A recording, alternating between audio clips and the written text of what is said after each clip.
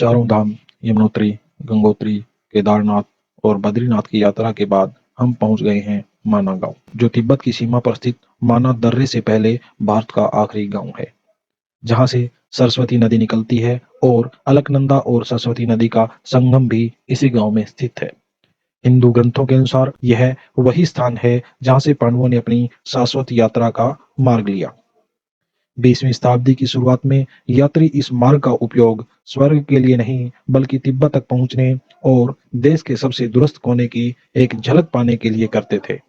यह गांव भारत और तिब्बत के बीच प्राचीन व्यापार मार्ग पर है और बीते युग के दौरान एक उद्यमी गांव के रूप में कार्य करता था, जहां से यात्री बकरियों और याक के लिए जौ और सेंधा नमक खरीदते थे।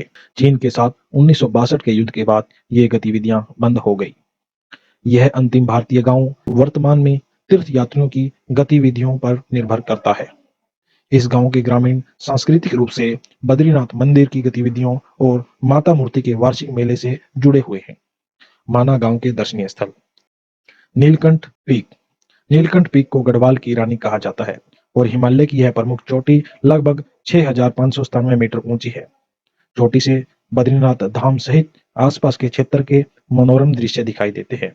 आप यहाँ पर ब्रह्मकमल जैसे विदेशी फूल भी देख सकते हैं। माता मूर्ति देवी मंदिर।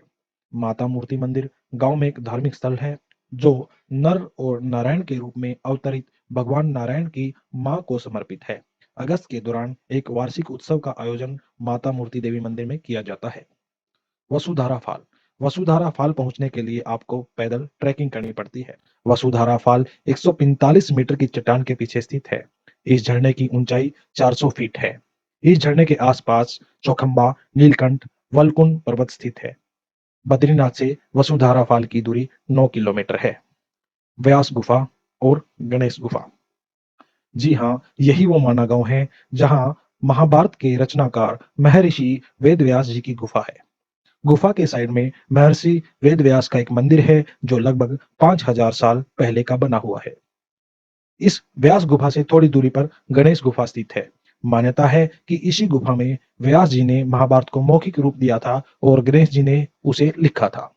भीमपुल। स्थानीय लोगों के अनुसार पांडवों को अपने समय के दौरान इस क्षेत्र में नदी पार करनी थी और भीम ने अपने परिवार के लिए यात्रा को संभव बनाने के लिए विशालकाय चट्टानों को उठाकर नदी पर रखा था, जिसे भीमपुल या भीमशिला कहा जाता है।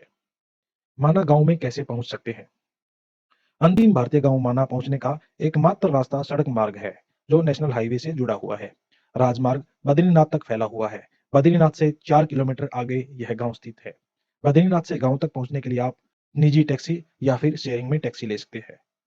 माना गांव पहुंचने के लिए निकटतम हवाई अड्डा देहरादून जोलीग्रांट हवाई अड्डा है, जबकि आपकी पसंद के आधार पर नियरेस्ट रेलवे स्टेशन हरिद्वार और ऋषिकेश है।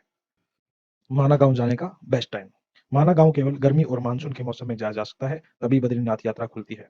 गांव काफी दूरी पर स्थित है, सर्दियों के दौरान भारी हिमपात का अनुभव कराता है। अंतिम भारतीय गांव माना की यात्रा करने का सबसे अच्छा समय मई से अक्टूबर के बीच है।